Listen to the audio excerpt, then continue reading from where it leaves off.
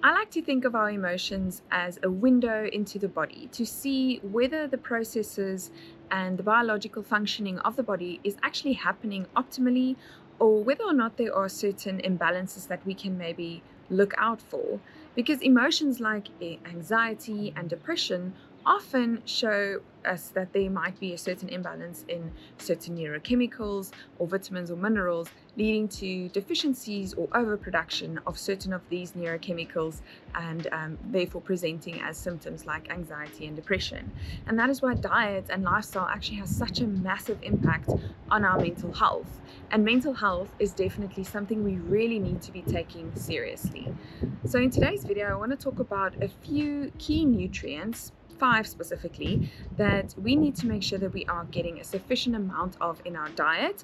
And if you might not be getting them in your diet, maybe thinking of getting a supplement for these, or all 5, or maybe just 1 or 2 of them. So just going back to mental health, before we do that, sorry, just introduction. My name is Melissa Nell. I'm a registered dietitian and I'm part of the Body 20 Nutrition Doctor team. We do these videos every 2 weeks. You're very welcome here. If it's your first time, please follow along. You are also very welcome to send us any questions via WhatsApp or via email.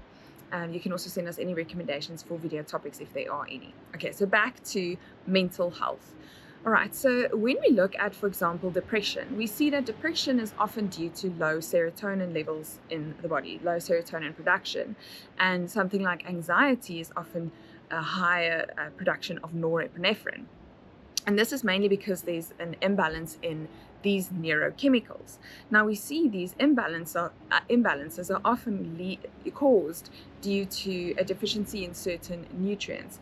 Because if we think about, for example, these neurochemicals, they need to be produced by the body.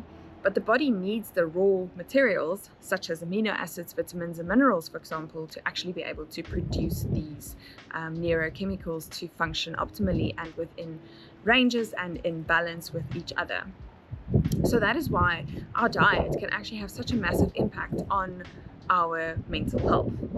So the 5 key nutrients that I want to talk about, and that's also why I'm sitting in the sun, is the very first one is vitamin D.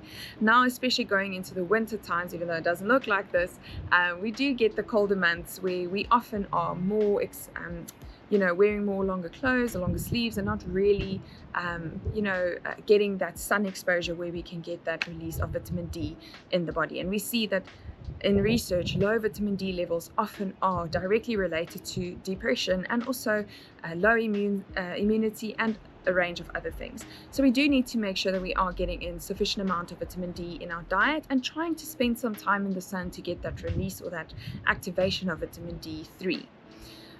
Food sources that are high in vitamin D include think of your oily fish, for example, livers, chicken livers, for example, eggs, and those types of foods. It's a fat-soluble vitamin, meaning that it is often in your higher fat foods.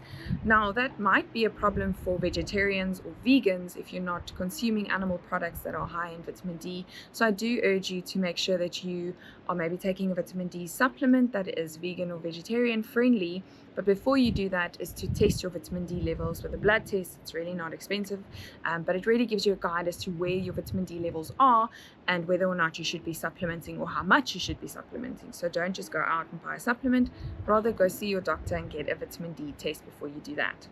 So vitamin D, super, super important. The next one is vitamin B. So the B vitamins, especially folate, vitamin B12 and B6. So these foods or vitamins we actually get from foods that are your whole grains, for example, meat products as well, and then a range of your fruits and vegetables. So definitely making sure you're having a variety in your diet will cover all those bases. We do see that the B vitamins are especially important for methylation, and that's also been linked to a lot of cardiovascular diseases, but also mental health disorders like depression, anxiety, even your dementias and ADHDs. So making sure you are getting in those B vitamins, but maybe looking at a good quality B vitamin or B complex supplement that is methylated. In other words, when you look at the label, it says methylated form of those vitamins, so that you can get the best bang for your buck, really. The next vitamin or nutrient would be zinc. Zinc is also super important for our immune systems and wound healing, yes, but we've actually been seeing that it is linked with our mental health disorders and prevention thereof. So your zinc, foods high in zinc would be your nuts and seeds and legumes, again, your um, animal products like your meat, dairy products, and so forth. But of course, if you are vegan or vegetarian, you can get that from your legumes and nuts and seeds, for example. The next nutrient would be magnesium. So magnesium is also really important for sleep, definitely, but also for our mental health. We see that it is really in a lot of the processes in forming these neurochemicals that we so desperately need in our bodies to be in a good balance. And magnesium you can also get in a range of vegetables and your nuts and seeds and legumes, and then of course in your animal products. So the main takeaway is if you have a good variety in your diet where you are incorporating, let's say you're not vegan or vegetarian, but a good quality animal products, like for example your oily fish, chicken livers for example, and then your leaner cuts of meats, that's also great. But then really still incorporating a variety of nuts, variety of seeds, and maybe some legumes, especially if you are vegan or vegetarian, like your chickpeas and lentils and butter beans and so forth. But then together with that, having those colorful fruits and vegetables which also provide antioxidants, which have also been shown to reduce the oxidation in the brain, which therefore helps with those mental health disorders that we see later in life. The last nutrient that I want to talk about is essential fatty acids, mainly because 60% of the brain is actually made up of fat. So we need to provide the brain with a good quality and good amount of healthy fats. So think olive oil, your avocado, again, nuts and seeds. Those are great sources of especially omega-3, where we see EPA and DHA playing such a massive role in dementia prevention, in depression, in ADHD, in memory, and so many things. So really making sure you are getting in all of these nutrients. So to recap, we definitely need vitamin D, we need vitamin B, especially B12, B6, and folate. We definitely also need our zinc, magnesium, and essential fatty acids.